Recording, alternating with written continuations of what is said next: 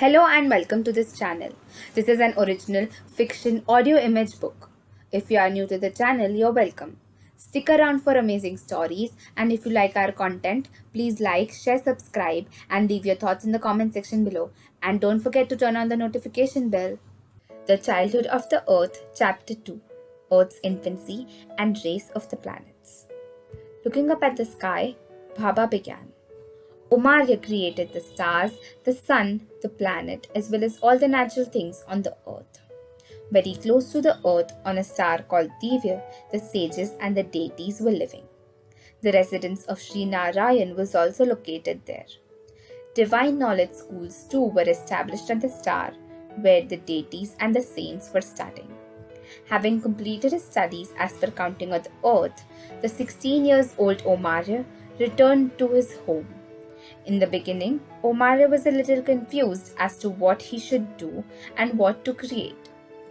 Relieving him on his confusion, his father Sri Narayan told him, "Look around yourself and then begin your work at the earliest. You will have new spontaneous thoughts." Thus, Omarya erected a workshop close to his residence and then, using his intellect, started creating the small and large planets from different materials he collected, which were floating in the universe. After placing sparkling stars in the vast darkness of the universe, Omarya surveyed the place for the planets and other planets. Young Omarya, of gentle and mellow personality, clad in white clothes, looked unique, with a soft smile playing on his face. Omarya looked at the earth. The earth was steady, as if a tender child was fast slumbering in sound, peaceful sleep. At that time, our earth was plain and vacant. Nothing like water, trees, ocean, mountains, or any sort of life existed on the earth. Omarya opened his palm. A very bright star was held in his palm. That was our sun. He placed the sun into the space at a certain distance from the earth and the other planets. As the sun opened its eyes as if it awaked from deep slumber, he saw Omarya before him. Sun bowed down respectfully before Omarya and uttered, "Space." Sweetly smiling, Omarya nodded his head. The sun surveyed the entire space. The sun rays fell on the earth, and soon the earth opened its eyes like a small child waking up from sleep. As a matter of fact, those were the days of infancy of the earth and every celestial object of the universe. Rubbing her eyes, Earth looked at Omarya. Smiling warmly, Omarya asked the earth to look around. The earth looked around carefully. She could see stars, planet, and the sun. "How wonderful!" With these words, the earth ran around Omarya. Holding the hands of Omarya, the earth ran around in circles. The earth told Omarya pleasantly, "Your universe looks wonderful, Omarya. I like it very much." Calmly, the sun watched the earth and Omarya. Leaving the hands of Omarya, the earth began going around in space, traversing on zigzag, straight, vertical, and horizontal moving path through the planets and hurraying every now and then, amazed at seeing great wonders of the universe. The earth was elated. Omarya and the sun were pleased to see the playful earth. As if having told the entire universe, the earth came over to Omarya. "Have you enjoyed?" Omarya asked lovingly. "Oh yes, I enjoyed very much," the earth replied. "But why are all these celestial objects unmoving?" the earth asked. "Why aren't they like you, the sun, and me? How shall we be able to live in this loneliness?" The earth blurted out her questions one after the other. "Everything will become dynamic," Omarya replied calmly, and then he disappeared from there. "Although I know you are a favorite of Omarya," the sun said, "but we should talk to Omarya more courteously. You are behaving as if he was your friend." "Oh, you are right. Henceforth I shall be careful," the earth said. Suddenly, reverberating noises erupted all over the universe. The sun and the earth were startled. All the big and the small planets became dynamic, and they too became communicating like the earth and the sun. These planets too began wandering all over the universe, exchanging greetings with the fellow planets. Earth, will you move away from our path? A planet called Vopsur hissed coldly from behind. Vopsur was accompanied by his companion Krotham. Both of them were enormous and were leaders of the Torozome group. This group was considered very mischievous and roguish. Yes, Omare's darling, he must have thought a lot for you, glaring at the earth, Krotham said. Looking at the sun, the Vopsur said, Hey sun, just throw a little light on us too. My dear ones, for that you will have to come closer to me, the sun said. No, don't get closer to him. A stupid-looking planet from the Torozome groups shouted warning. I'm sure you must have seen the result of getting closer to the sun in the Omare's workshop, frightening the other planets, the Earth said. The Torozome group fidgeted nervously. They stared at the sun and the Earth crookedly. Earth, we will deal with you later, Vopsur retorted sharply, and then the Torozome groups scampered away from there. Baba, what happened with the sun in Omare's workshop? Sis asked nervously. Baba looked at Sis and then his gaze turned to the sunset. Dear children, how about stopping the story here? I can tell you the more of it tomorrow, Baba said. Soon it will be dark. The children were so much thrilled to listen to the story that they wanted to listen more of it, even if they had to stay overnight. But after all, they couldn't disagree with Baba. With the words, we will come tomorrow, the children left for their homes. The next day, Oli, Sis, Meera, Kinnar and Om reached Baba. They saw that Baba was moving its branches from right to left and up and down. Baba, what are you doing? Exercise, Baba said.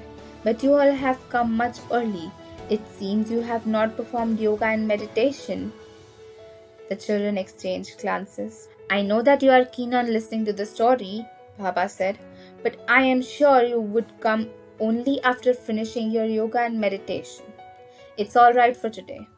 Yes, Meera and Om said. Now let's begin from where we left yesterday, Baba said. In the workshop, Omare was creating different objects for placing them in the universe.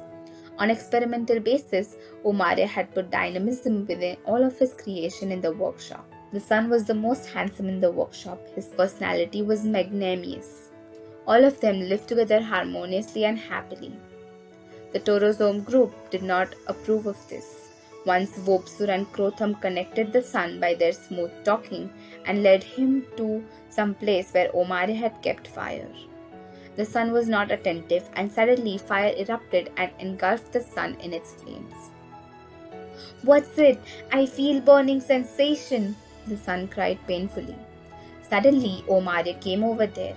Vopsur and Krotham scampered about out of fear. Meanwhile, the earth and Omare rushed to the sun. As if lifting a child, Omare immediately picked up the sun. Even then, the flames of the fire were enveloped around the sun. Has your burning sensation eased? Omare asked. Yes, now I feel much better. The burning sensation I felt moments ago has suddenly been eased, the sun, who had turned red hot, said. Glaring gaze of Omare fell on the planets of the Torozome group. Vopsur and Krotham shivered. Sun, now you must punish these two idiots, Omare said. What should I do? The sun asked timidly. Moving his hands over the sun, Omare said. Although the fire took you into his embrace, but in doing so, it has given you immense power which shall be of great use to you, especially for the earth. The earth stood still. She seemed a bit frightened with all these happenings. Lob fireballs on these planets, Omare said aggressively. Fireballs? How do I do that? The sun asked. When Omare placed a hand on the back of the sun shook with mild trembling and a hot fireball struck Vopsur, the devastated Vopsur. Seeing that, Krotham turned and ran away. The sun lobbed a second fireball at Krotham. The earth clapped happily. The sun too was elated. He began lobbing fireballs one after the other. Vopsur and Krotham rushed towards the Torozome group to save themselves from the fireball attack of the sun. Whatever planets the sun aimed at, fireballs struck them accurately. This way, the spiteful planets were marked with black and brown patches signed by the fireballs. O Maria, please pardon us, the evil planets pleaded. Riot of laughter spread in the workshop, and the benevolent Omaria and Sun excused them. Since then, the Torozome groups developed fright of the sun. The Earth, the Sun, and the other planets made great merrymaking during their childhood in the universe. With the passage of time, all the planets grew up to teenage. In order to educate them, Omaria taught them various subjects. He imparted teaching on various subjects ranging from objects of the universe, velocity, light, size, degrees, distance, directions, and revolution around the axis. Omaria used to instruct all the planets to remain in the finite orbital path. The Earth and the Sun understood and remembered every lesson of Omaria, but the other planets used to take a little more time in memorizing these lessons. Whenever Omaria asked questions of them, they used to flounder a lot before answering. On the other hand, the planets of the Torozome group had no interest in acquiring knowledge. As the Earth and the Sun were always anxious to learn more and more, they always remained the favorite pupils of Omaria. In the universe, when Omaria was visiting to impart knowledge, the planets of the Torozome's group behaved well. But if Omaria was not around, they used to make a lot of mischief. In their wild, mischievous pranks, they were not bothered of colliding with the other planets. The planets of the Torozome group were rolling about widely. Several planets were getting destroyed due to tremendous collisions. The Torozomes used to fight for place with planets like Mars, Venus, Mercury, Jupiter, Neptune, Pluto, and kept fighting to prove their might. Once the Earth and the Moon were playing a game of catch-up, and Omaria arrived there. The Torozome's planets, rolling at tremendous pace, slowed down their pace, seeing Omaria arrive. Omaria went close to the Earth and said, "My dear Earth, hold yourself. It's time your friends would arrive," Omaria said affectionately. Hearing these words of Omaria, Earth's joy knew no bounds. Expressing her pleasure, the Earth said, "My friends means trees, air, mountains, rivers, oceans, and streams." Rapidly rumbling, the earth danced with joy. Yes, but for your friends, you will have to always rotate on your axis. You must stop running about in the universe. I'm sure you remember all these, my dear Earth, Omaria said. Yes, Omaria, I'm willing to do everything for my friends. But why didn't I remember my friends earlier? The Earth asked thoughtfully. Omaria said, "At that time you were supposed to enjoy your childhood. If you had remembered your friends all that time, you would have been distressed. You couldn't have enjoyed your childhood properly with them around. That's why your memory was erased." Omaria smiled, looking at the odd expression of the Earth. The time of the arrival of your friends is yet to come now. The Earth stared at Omaria with amazement. The Sun came over to Omaria as if he wanted to share some secret. He said worriedly, "Omaria, a lot of flare-ups and explosions are taking place amidst the planet in this universe. The rowdy planets of the Torozomes are running around about at dangerous pace and collide with the other planets. Such collisions create tremendous explosions with exploding sounds. They do not have a definite direction and they quarrel for space and create chaos." Yes, Omaria, look, I too have been knocked and scrubbed by them several times. I have to continuously strive to save myself from colliding with them, miserably, the Earth said. Omaria gravely stared at the universe.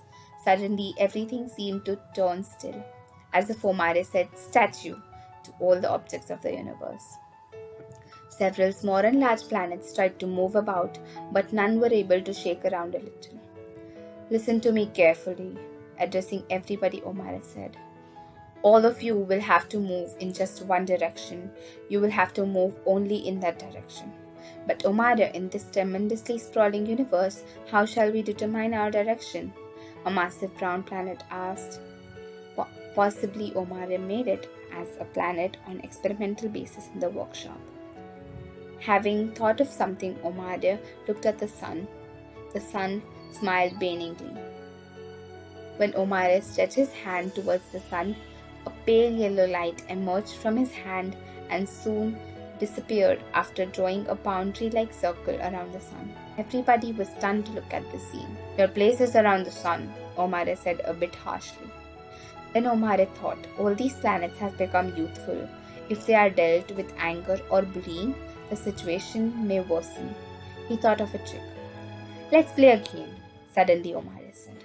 The Earth and the Sun and all the other planets were surprised. They felt that Omare might scold them for their mischief and rowdiness, but at the mention of playing the game, they all were pleasantly excited. Omare asked the Sun to go a little away from his place. The Sun began moving away along with his transparent circle of boundary.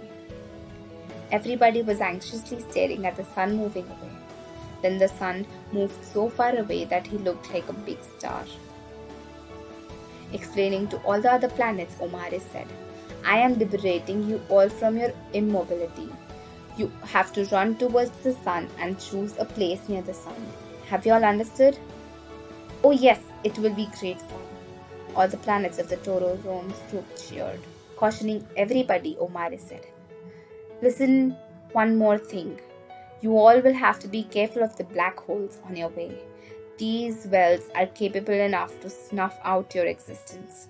But we have played a lot in those black holes, a planet called Mercury said. Earlier, those were placid, but now they have been activated, Omare said. Everyone was shocked by the fear of unknown danger. They began discussing with each other in hushed tones. What are you all waiting for, Omare bellowed? Now all of you are liberated from your immobility. Come on, run. All the planets set out towards the brightly shining sun. Entire universe reverberated with loud noises. The Earth did not run. Earth, what are you waiting for? Omare asked. Don't you know how important the sun is for you? Oh yes, the Earth said. And yes, don't get too much closer to the sun and don't you remain too afar, Omare said. When the Earth understood or not what Omare said, but she swiftly ran towards the sun. Many of the planets collided with each other and got scattered in oblivion. Saving herself from the other planets, the Earth hauled forward, cutting across the path of the other planets. Some of the planets of the Torosome groups were caught up in the black holes and were swallowed up. The black holes were swallowing up flying celestial objects as if they had been hungry for a long time. Although Omare had control over these black holes, but he thought, let evil planets get destroyed. Nevertheless, he was saving a few planets from the black holes. The speed of all the planets was beyond our imagination. Cutting across all other planets, Mercury was heading towards the sun at the fastest pace. Following him was Venus, at times colliding and scuffing with other celestial meteors, but running equally at fast pace. The Earth was following them. On either side of the Earth, Vobsur and Crotham were also running. The Earth was cautiously trying to avoid colliding with them, but both these planets were trying to lead Earth to a black hole. Suddenly, the moon caught up with them and gave a little push to the Earth. The push enhanced the pace of the Earth. Both Vobsur and Crotham checked their pace, else they would have collided with each other. This resulted in slowing down their pace. Soon, they both began pursuing the Earth and the moon. Running in zigzag manner, two Torosome planets were trying to obstruct Red Mars. All of a sudden, grabbing an opportunity, Mars shot forward and was far ahead of those two Torosomes. Both the Torosome planets bumped with each other and then they were fragmented into small and large meteors and dust particles. From the rare massive, Jupiter was coming hurtling forward. His 4 secondary planets, satellites, were protecting him from other meteors. Following Jupiter, gigantic Saturn was coming accompanied by his secondary planets. Several rocks and other celestial objects formed a beautiful circle around the Saturn that made it look attractive. Following Saturn, Uranus and Neptune were rushing forward as fast as they could. The scene looked as if several large and small balls were running and rolling, hurtling forward in the universe. Omare watched the race of the planets. Meanwhile, Galaxy appeared before him in the form of a beautiful girl. She wore a light blue colored dress with brightly shining stars studded on it. With flying golden hair, the galaxy looked enchanting and captivating. Omare greeted her. Omare, smiling benignly, Galaxy asked softly, "Why are these planets running in this manner?" Gently, Omare said, "All these planets were running about, wandering directionless. Therefore, I had made them run to determine their orbital path." "You've done a good job," Galaxy said in appreciation. By that time, Pluto, another large fatty planet, came over to Omare. They didn't participate in the race. Before the race began, they were roaming somewhere in the universe. Omare made them run towards the sun to take their place, leaving the large fatty planet behind. Swiftly, Pluto plunged forward and ran towards the sun. The sun began to appear larger to the planets running towards the sun. Their pace too had slowed down. Heavily breathing and tired, Mercury found it difficult to go forward anymore due to the severe heat of the sun. He stopped himself. A little after him, at some distance from each other, Venus, Earth, Mars, small and large planets of the Taurosome groups, meteors, rocks, and dust stopped themselves short. Following them, Jupiter, Saturn, Uranus, Neptune, and Pluto took their places. All of them were breathing heavily and were terribly exhausted. This rain seemed to have sapped most of their energy. All these planets began revolving on their orbital path almost in an unconscious state. Suddenly, the last flat planet came hurtling forward and collapsed with Venus. As a matter of fact, he lost his balance and traversing through other planets, he had bumped in Venus. Nevertheless, the collision proved too much severe for the large fat planet as it got shattered into several rocks and meteors, which began revolving around Venus in opposite orbital path. After some time, Omare appeared. Inclusive of all the Earth and the fatigued planets were fast asleep. None of them had any inclination of Omare's arrival.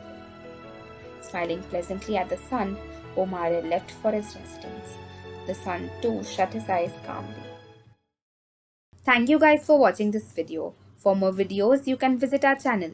Please like, share, subscribe, and don't forget to turn on the notifications. Comment your thoughts in the comment section below. I'll catch you in the next part. Till then, bye.